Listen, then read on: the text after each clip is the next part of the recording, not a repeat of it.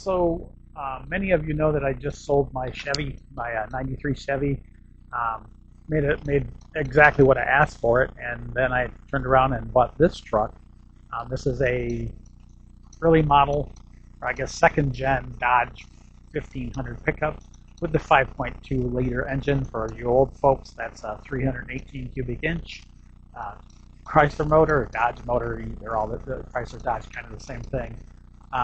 And I've gone through, I've changed fixed the EGR system, I fixed the transmission issues, put a new set of tires on it, replaced the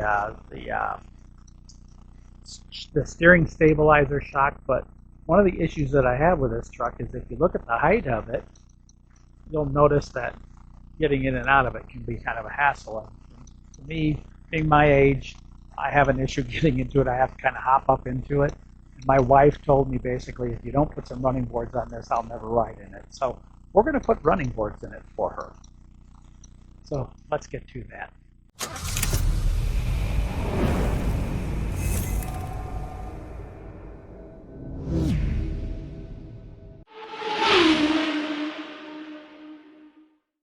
So welcome back if you've been here before. If not, my name is Craig. This is Papa's Custom Cars.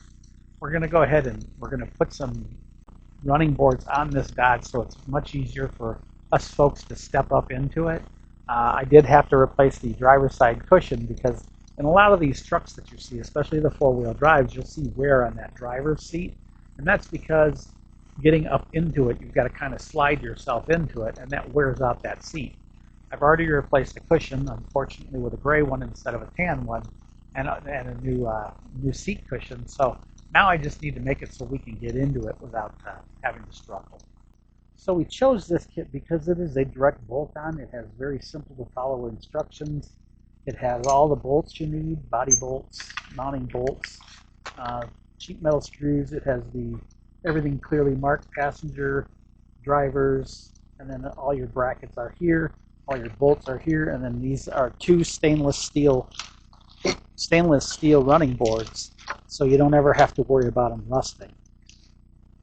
So what we're going to do is we're going to go ahead and start installing it. And one of the things you'll see is you have driver's rear, driver's front, passenger's front, passenger's rear. So this is a nice kit. It bolts right to the frame, so it definitely makes things a lot easier. So let's get to installing this thing, shall we? One of the other things that comes with are detailed instructions on what you have to do. There is some drilling required for this bracket here. There's a large sheet metal screw that goes into the frame to support it, or as a bracket to support it. And then this whole mechanism is supported on the frame itself, and the board mounts right here. So you've got the front one and you've got the rear one. These particular ones go into the body mounts themselves. So you'll undo your body mounts. Once you undo your body mounts, these bolts will replace those body mounts because they are longer and made for this kit. So to add that little bit of extra you need. As the instructions say, we need to get a lock washer and a bolt. And then we're going to have to remove the body mounts from this and then put these on. We're going to do the passenger side first.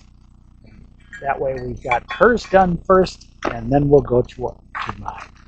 So in that particular case, we're going to need 2 body bolts. And then also has all the mounting hardware labeled so that you know what's what. Now where is it?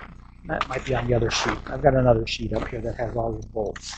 So in this particular case, it's going to tell us we need to get 1x12. This one of these, actually 2 of them, one for the front, one for the back. And then we're going to need a M12 large flat washer and M12 lock washer. So let's get those out. Unbending. Let me grab my instructions so I have everything I need. Where are you at? There it is.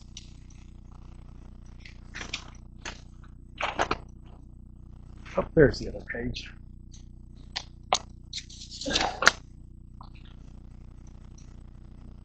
So the wind got my other page, but here's your bolts. So it says the M12 by 175, which is the long one. So we have the right bolts. And then they're going to label it hardware package A and hardware package B. So we need hardware package A. So we'll set that one aside for now. This package B is for the actual steps themselves. So that'll be the last thing that we do. So we're going to need as the instructions say, we need the M12 flat washer, which is that one, and then the lock washer. So that's all in package A. So let's go ahead and open it up and get our parts.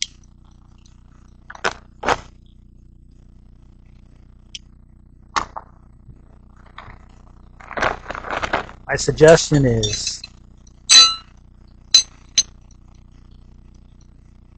that you'll notice that there's a long one and a short one. So passenger front side, driver's side, passenger rear. Kind of weird how it's all labeled. Driver's rear, passenger rear. So the long one is for the rear, front, driver's passenger's front. So this is front. So it's going to take a long one and a short one. So we'll put those over there. So these will go with this one. These will go with this one. And our two bolts, two big A washers, two lock nuts,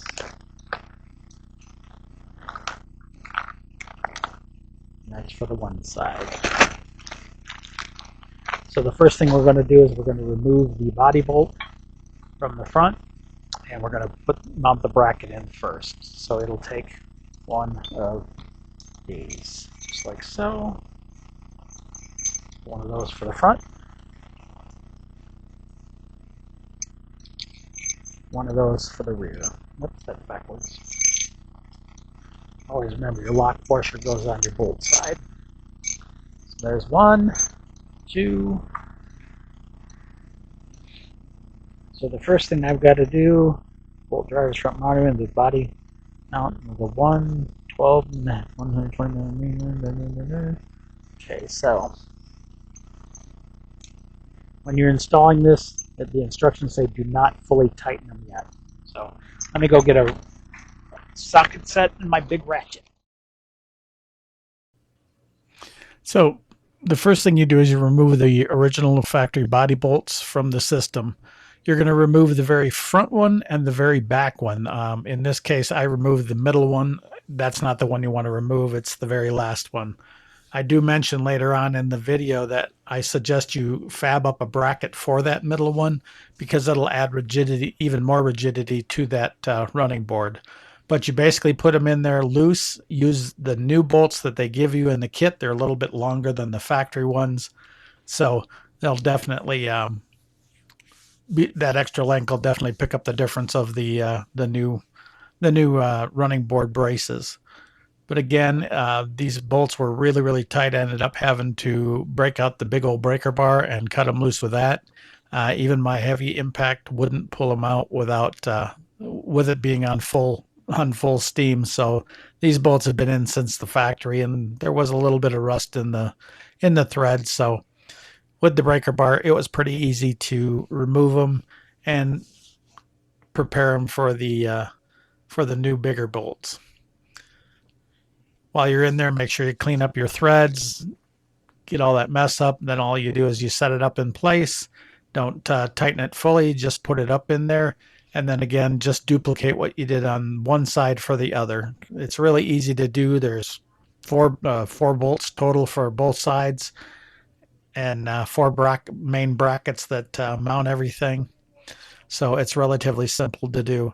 The next thing you have to do is mark out holes because there is a cross brace that you're going to have to mount, as you see there in the top, and that will help support the running boards and keep it so that it doesn't move back and forth. It gives you an additional brace.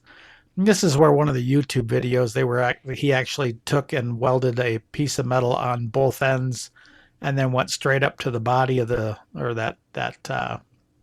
that body part and welded right to it. And the only thing I've got against that is how are you going to take it out if something happens to those boards? So here, again, we're just pulling just drilling out those holes. So we've got a guide hole for our mount. Then you just put the mount in there. This one you can go ahead and tighten it up once you've got that bolt down there in the bottom, because you know that's where it's going to sit, but leave the rest of it loose, because once you get everything together, then you're going to go back and you're going to tighten everything up. So again, the holes are there, pretty easy to do. If you get a good drill, you can go right through it. And actually my drill battery was low and I was still able to pop those holes in there, so it definitely made it really nice. Watch your angle when you put those braces up so that you've got a nice steady where it's almost straight down kind of at it. Take it as far up at an angle as you can so that you've got, when you're putting the down force on it, it doesn't want to move. Once that's all done and everything's in place, now you go through and you tighten all your bolts. The boards will be exactly where they should need to be with all your braces and everything, so you can go through, tighten your body bolts up. And I ended up using the factory body bolts and then removing them and putting in the other ones when I was done.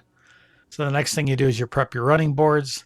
It's already got the slides in there. You just place the slides in there, put the bolts through, and put the nut on the top, and you're good to go. As you see, I put the brace underneath it, and it needs to go up at the top, not on the bottom. So put your braces up inside the board, and then just finger tighten them until you got them all in place. And then you line up your board from there. And that way you've got it lined up the way you need it with the body of the truck. Like me, I went up to the very front edge of the, or I should say about a half an inch back of the wheel opening, all the way back to the back of the truck. And that gave me a nice, nice layout for the way it looked. I also brought them all the way out because you can slide them in and out a little bit. I wanted them all the way out because you'll get a better step up into the cab, so it definitely makes it better. The brackets up in the running board have a little angle on them so that you can just put them in there as you go, and then when you put your bolts in, it actually locks that whole thing in place, and so you don't have to worry about it coming loose later. So again, we're just putting those 4 bolts on the running boards, and they come with lock nuts, so you don't have to worry about them coming loose. And then don't forget to put in your washers, because there are washers too. I did leave some of the bolts loose. I wanted to get the running boards all in place before I tightened everything up underneath. So I did pull them loose a little bit more because I wanted to get a little bit farther out with them, or I should say as far out as I could get with them before I put in the main bolts. And this is where I swapped with the bolts for the bolts in the kit. And then I started tightening up all the brackets to make sure everything was nice and tight, Loctite where it needs it, and then tighten my running boards up once I made sure that I was lined up correctly. They are aluminum, so don't crank on them. Just snug them up. And then, like I said, once I finished the one side, I went back over to the other and did the same thing on that side. Altogether, this whole process, if you've got everything ready, takes about an hour at most to do. And again, I suggest you do make that center mount.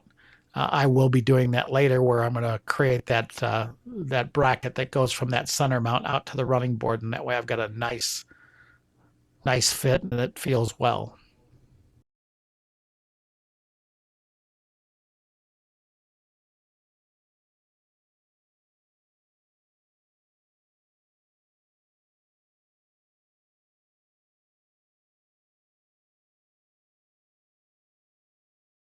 Oh, this is a lot better.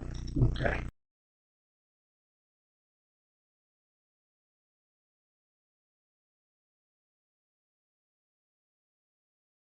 So it's been a couple of weeks since we put the running boards on. I wanted to wait to do the final edit on this video until I was able to run them, drive them for a few weeks, see how they reacted.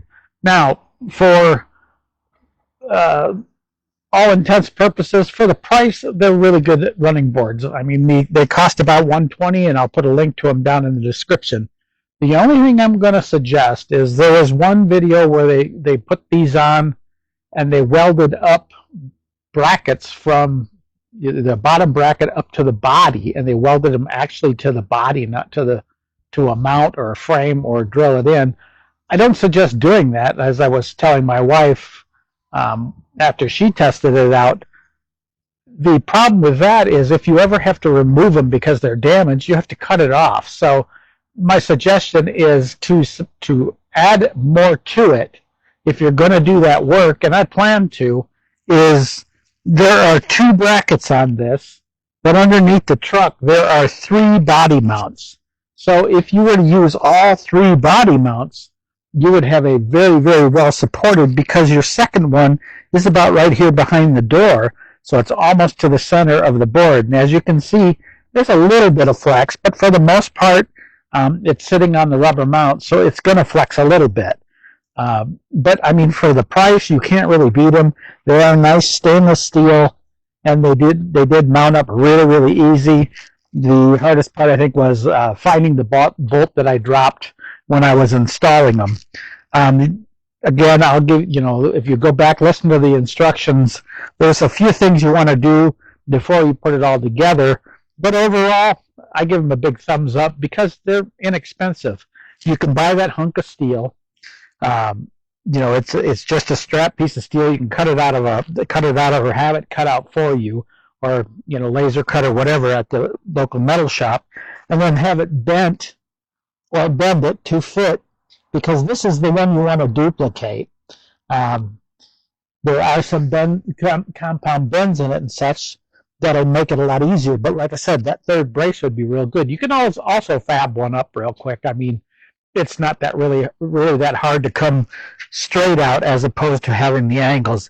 This one has the angle because the mount is farther up.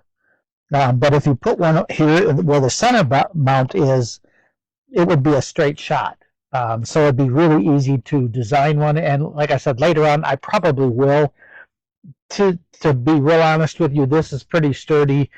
Could it be sturdier? Yeah, maybe. But there's a little bit of flex towards the center of the board that would go away for you. If you're a heavier guy, I'm about 210. So if you're a heavier guy, you probably want to take the time and build that mount. So anyway, follow me along with a lot of these projects.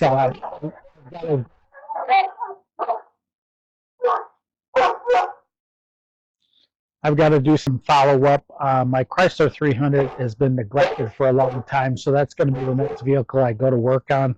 I own 2 of them. One's mine, they're both mine, but my daughter's been driving my white one, the touring edition, since she was 16, 17 years old. So I had to go out later on and buy another one because I didn't have a car. So I had to buy another one. But again, follow along if you want to learn more about these different projects. There's going to be a lot of dedication to little things on this Dodge for a while, mainly because my neighbor bought it, didn't want to deal with all the issues that it had because it's an older truck. So I in turn bought it from him. He made a couple bucks, so he's happy. I'm happy because after all the repairs, I'm getting a pretty good truck. The only thing I've got to do left is, if you watch the transmission video, I still have to go in and adjust that TV cable because it's still a little bit off. And again, the governor that I used, the kit, is questionable. It's got both positive and negative reviews, so I've got to be real careful, and I'm paying attention to all of it. But follow along, and you'll see a bunch of upgrades that are coming up. We're putting in a dash cam. We're putting in all kinds of stuff, a GPS and all that kind of thing that doesn't come with these from the factory, that we're going to add on that you'll be able to see. So you'll be able to learn a little bit more. If any questions you have at all on this vehicle as I'm going, definitely shoot me any comments. Do me a favor. I need to find those subscribers out there. So anybody you know that's into these Dodge trucks, definitely get them to subscribe. If you got a Dodge truck and you've run into all kinds of different issues, like right now I've got the 5.2 that's low powered. It should be a little bit better. And that's one of the upcoming videos where I go in there and try to figure out why this thing doesn't have all the power it should. Granted, it's only a little 318, but I've had 318s before that had a lot of power. That's 318s for you old guys. That's cubic inches on this motor. But this motor's been around for a very, very long time. I think since the 60s, if I'm not mistaken. But anyway, follow along, especially on the truck. But anyway, make sure you like, share, subscribe, and I'll see you in the next video.